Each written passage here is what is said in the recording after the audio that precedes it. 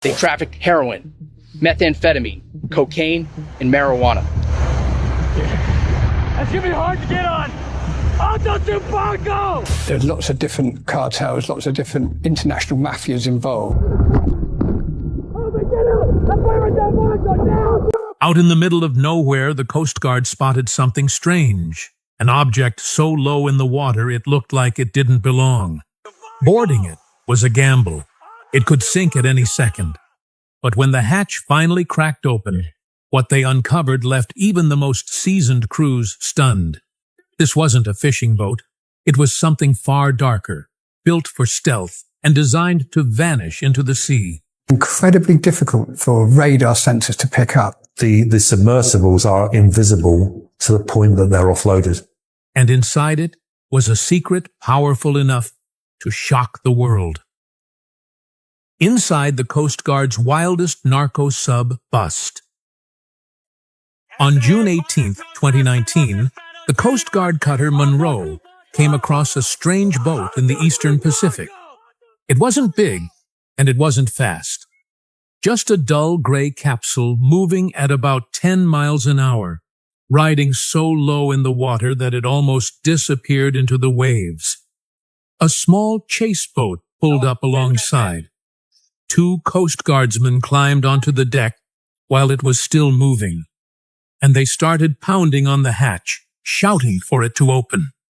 After a tense moment, one of the smugglers inside lifted it from below. As the hatch swung open, the team finally saw what they were after. The cramped hold was packed wall to wall with cocaine bales, brick after brick, stacked as tightly as possible. When the final count came in, the load weighed more than 17,000 pounds. The Coast Guard has a name for these boats. SPSS, short for self-propelled semi-submersible. Most people just call them semi-subs or narco subs. They're not submarines in the traditional sense. They don't dive deep. They just sit so low in the water that only a little of the structure is visible. From a distance, they're almost invisible, and that's the point. They're designed to blend into the sea, run for hundreds of miles, and carry massive loads of cocaine without being noticed.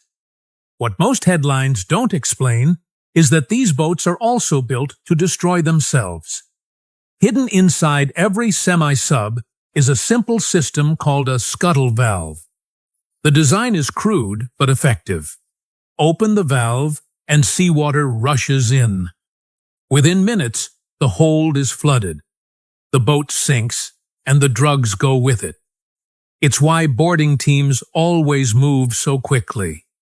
They're not being dramatic for the camera. They're racing to stop the boat from vanishing right under them. These scuttle valves work reliably, and that means every boarding is a gamble. Crews have to make split-second choices about how long to stay inside, how many bales they can safely pull out, and when to retreat before the whole boat tips and goes down. There's a good example from September of 2019. That time, the cutter Valiant chased down a semi-sub about 40 feet long, also in the Eastern Pacific. On board was around 12,000 pounds of cocaine, but the hull was already unstable when the team arrived. They managed to get about 1,100 pounds out before the boat began to sink. At that point, they had to back off. The rest, more than 10,000 pounds, went down with the vessel. Sometimes, when a semi-sub sinks, investigators will try to recover the load later. That only happens if the conditions are right, if the sea state is calm enough and the wreck is shallow enough. In earlier cases, FBI technical divers have worked on the seafloor, pulling bales out of a sunken hull one by one. It's risky and slow, and it only happens if there's a strong reason to attempt it. To really understand why these boats are so dangerous, you need to picture what it's like inside one. Imagine a long, narrow tube with just enough space to sit upright. The air is hot and sticky. Diesel fumes hang in the cabin. Along the center line, or sometimes along one side, there's a thin walkway. Everywhere else, space is jammed with shrink-wrapped bricks of cocaine. The controls are basic: a throttle, a tiller or small wheel, and a few gauges. Navigation is handled with a handheld GPS. Communication might be a cheap radio, or in some cases, something better. In one seizure, the Coast Guard reported finding what they called a sophisticated radio, meaning the crew had stronger equipment than usual to stay in contact. There are no bunks, no real food storage, no comfort of any kind. Most of the available space is for cargo or fuel, and fuel takes up a lot of room.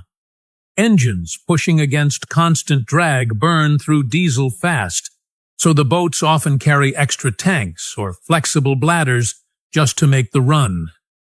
The overall feel is not of a ship, but of a cramped, smelly delivery truck that happens to float.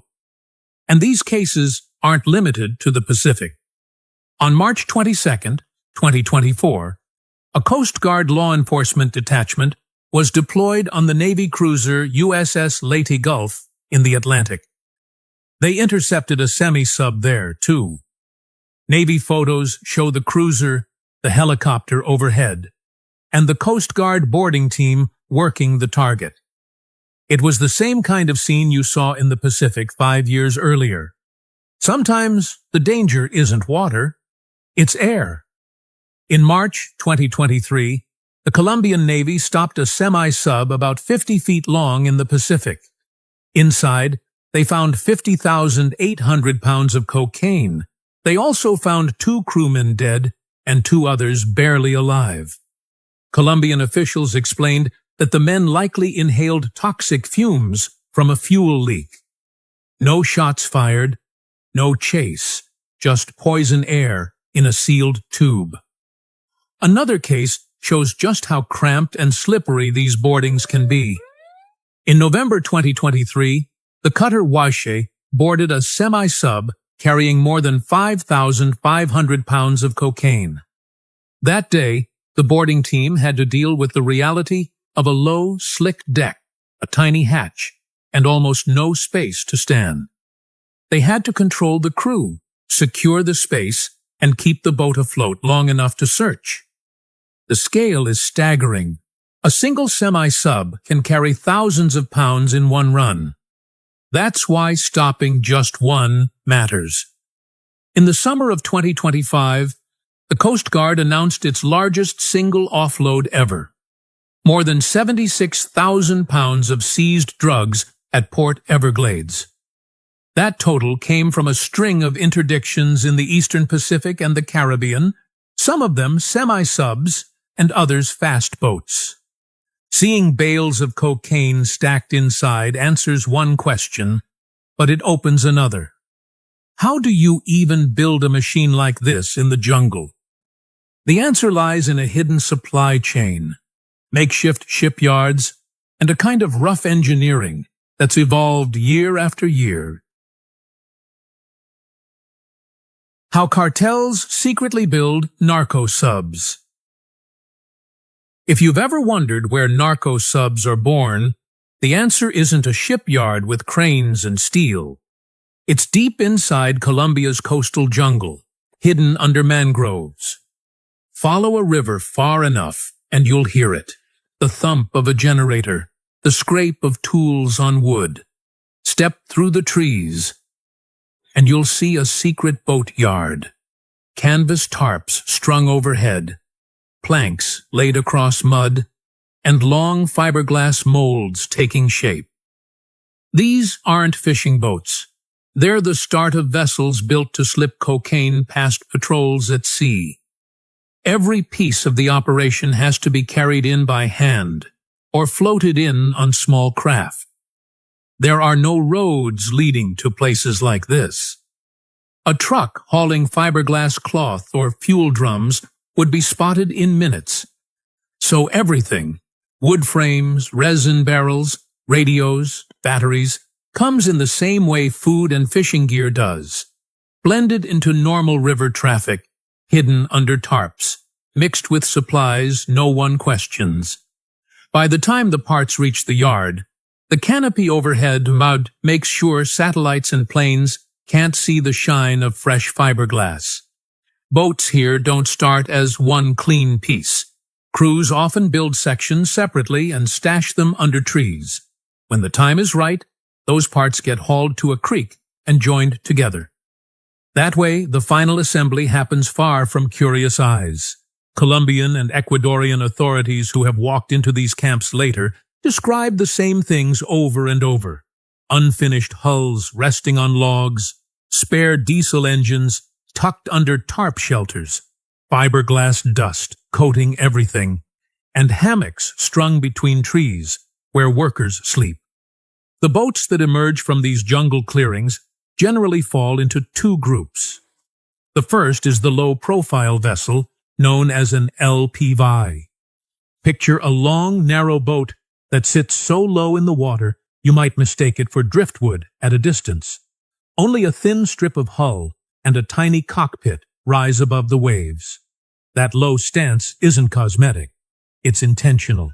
It reduces the surface that radar can detect and makes it harder for lookouts to spot. Most LPVs are built from fiberglass stretched over wooden frames. The materials are light, cheap, and easy to shape under a tarp with basic tools. Since the mid-2000s, these boats have become more refined with every new build, smoothing edges, lowering profiles, and improving balance.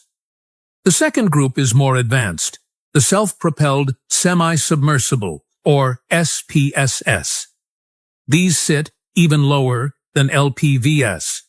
They use ballast tanks, simple chambers that can be flooded with water, to ride almost submerged, leaving only a canopy or slender spine visible. They don't dive like military submarines, but they mimic the look. For the people funding these builds, the math is straightforward.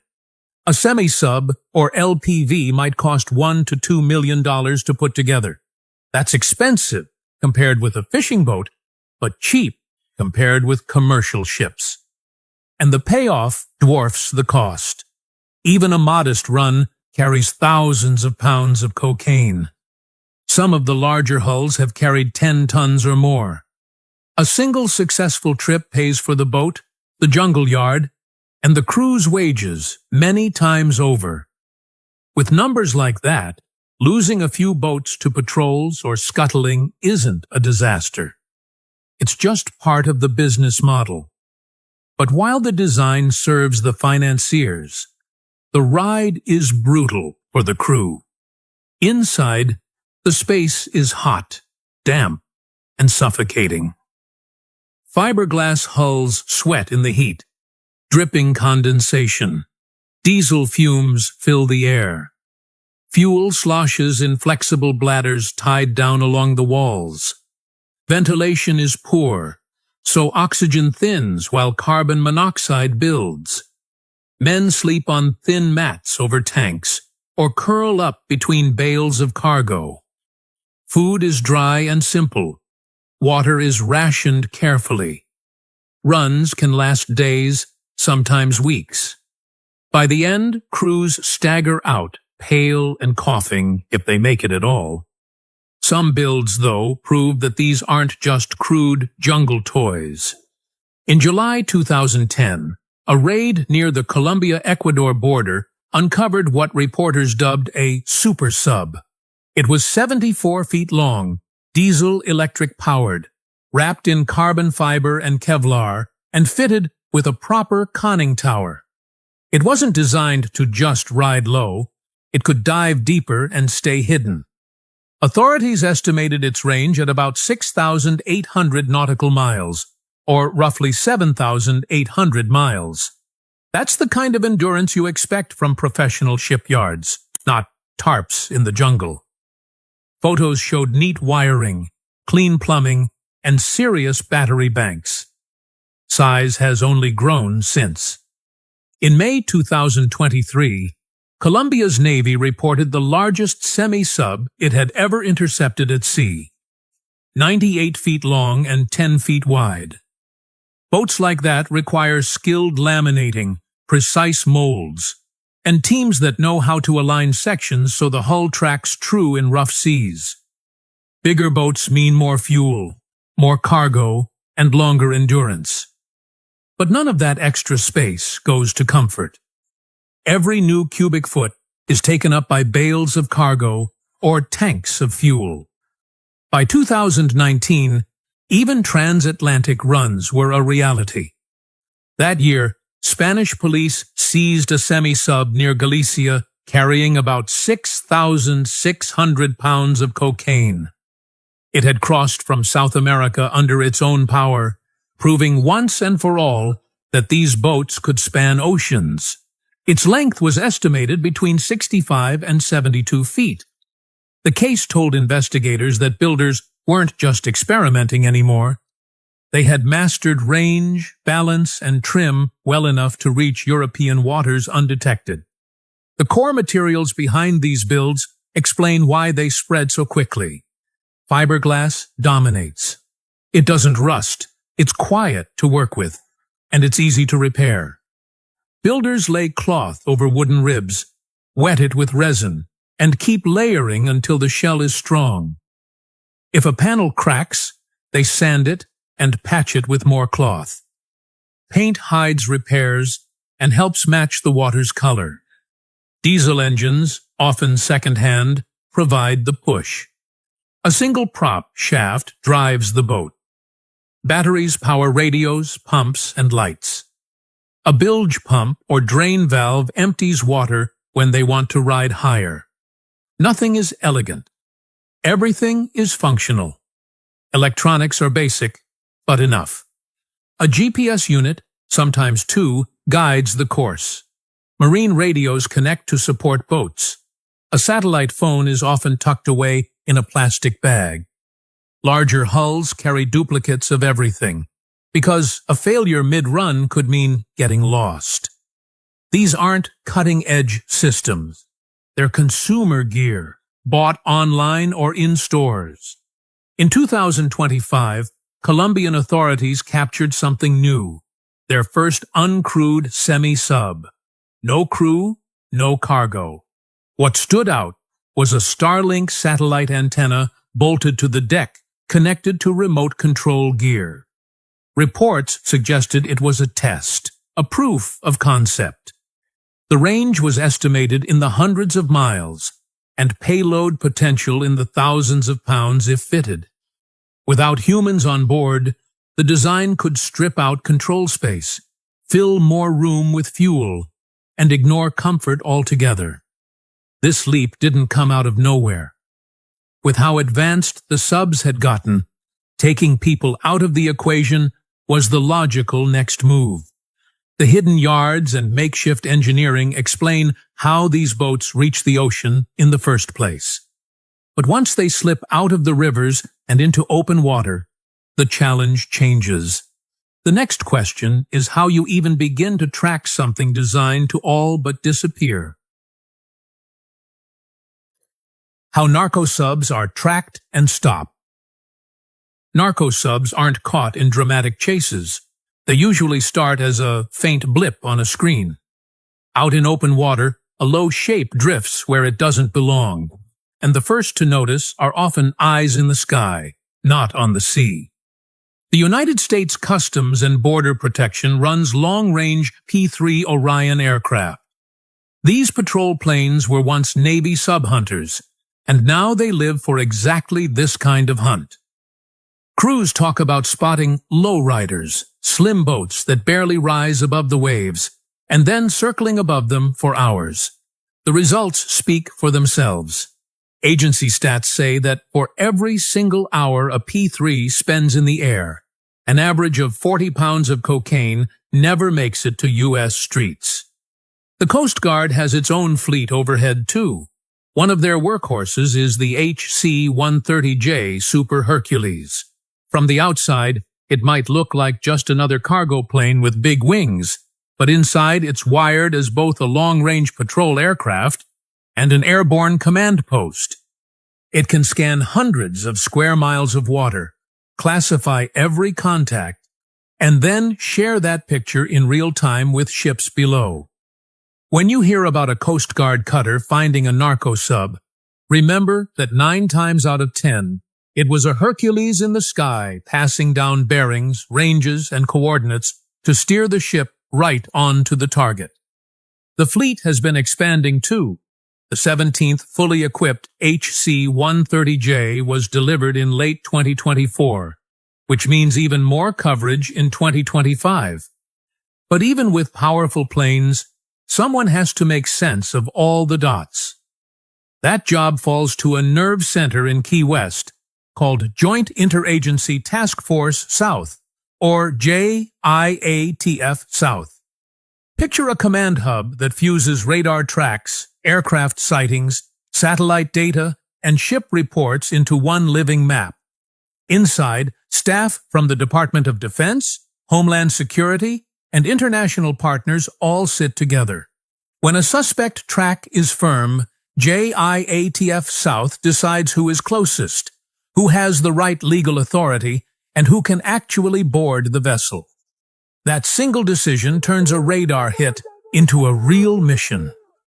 The call might send a Coast Guard cutter racing, or it might go to a Navy warship that has a small Coast Guard law enforcement detachment embarked. Those teams are called LEDETS, tiny squads trained for boarding, arrests, and evidence handling. The partnership works like this. The Navy ship brings speed, sensors, and a flight deck, while the Coast Guard team brings the legal authority to make an arrest at sea. Sometimes the target is a fast boat with big outboard motors. Those don't sit low like a semi-sub. They fly across the surface. In those cases, the Coast Guard calls in its helicopter squadron, HITRON. The process is careful. First, loud warnings over the radio. If the driver refuses to stop, warning shots are fired across the bow. If that still doesn't work, a trained marksman lines up and shoots out the engines. HITRON just logged its 1,000th interdiction, and in most of those, it was precision rifle fire that ended the chase. And it's not just 1 or 2 cases. The tempo of operations has been intense this year. Under the name Operation Pacific Viper, Coast Guard cutters, Navy ships, and partner aircraft surged into the Eastern Pacific. By the end of the summer, official releases credited the operation with more than 40,000 pounds of cocaine interdicted in just a few weeks. 14 separate stops, dozens of suspects in custody. That is an average of more than 1,600 pounds per day taken off the water. These updates don't always say semi-sub outright, because many different boats are used, but the process is the same. The aerial queue, the ship closing in, and the boarding team locking down the case. Boarding teams are very aggressive when they get on top of a semi-sub because they know what usually comes next. The crew trying to send the boat under. For years, if the cocaine went down with it, prosecutors sometimes struggled to make charges stick. That all shifted in 2008, when Congress passed the Drug Trafficking Vessel Interdiction Act. Written into Title 18 of the U.S. Code, Section 2285, it makes it a felony, punishable by up to 15 years, to operate or even ride in a submersible or semi-submersible without nationality, if the intent is to avoid being caught. One early test of the law was the case United States versus Valorizo Orobio. A jury convicted, an appeals court upheld it, and the sentence was 9 years. Other cases followed the same logic. As long as prosecutors proved the vessel, the lack of nationality, and the intent to evade, a conviction stood. That is why today's boarding teams don't risk their lives diving after bales in bad seas. They don't need to. The law allows the case to rest on the vessel itself, the behavior of the crew, and the way the hull was clearly built to avoid detection. Meanwhile, the air crews just keep finding these boats. In one example, a P-3 and an HC-130 tracked a suspect semi-sub until a Panamanian patrol boat made the stop. Over 1,000 pounds of cocaine were seized. Catching a narco sub at sea is dramatic, but the real story begins once you ask where those tons were headed and who was waiting on the other side. Where narco sub drugs really end up. Most drug loads bound for the United States leave Colombia by sea, stage in Central America or Mexico, and then cross borders by truck, tunnel, or backpack into U.S. cities. Thousands of miles of coastline and border crossings give smugglers options. But the route itself is no mystery. The pallets don't carry labels, but U.S. press releases sometimes spell out who is behind them. In April 2025, after 11 interdictions in the Eastern Pacific, the Coast Guard said the cases were tied to ongoing investigations involving the Clan del Golfo out of Colombia, plus Mexico's Sinaloa and Jalisco New Generation cartels. Follow one of these hulls forward, and the ripple gets clearer. A semi-sub packed with 6,000 pounds of cocaine bound for a Central American handoff isn't serving a single customer. It likely represents multiple buyers and multiple U.S. destinations. Break it at sea, and you cut several chains at once. That's why those big deck offloads matter. They compress weeks or months of interdictions into one snapshot of what didn't make it to the market. The Port Everglades milestone was a mix of nearly 62,000 pounds of cocaine and 14,000 pounds of marijuana. None of it was meant for Florida. All of it was meant to ride north through staging areas and cross into the U.S. in familiar ways. The United States isn't the only destination. Across the Atlantic, the European market has become a magnet in its own right. In late November 2019, Spanish police recovered a semi-sub near the coast of Galicia and found 6,600 pounds of cocaine inside.